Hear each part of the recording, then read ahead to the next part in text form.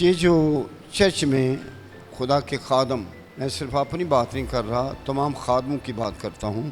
اس church میں خدا کے خادم اپنے چرچ میں بھی میں کہوں گا، وہ خدا کی طرف سے کلام حاصل کر کے میرا خیال ضرور دیتے ہوں گے۔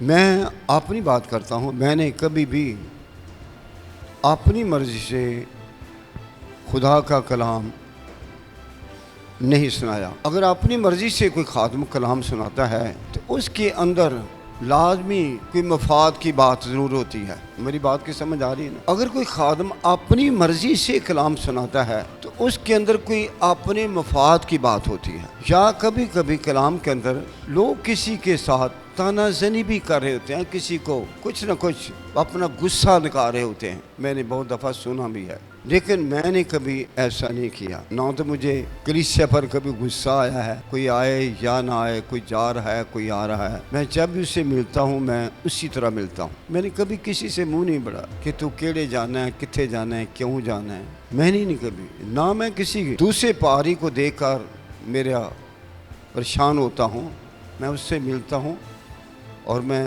ان کو دعا کرتا ہوں کہ خدا ان پاسٹروں کو برکت دے، خادموں کو برکت دے۔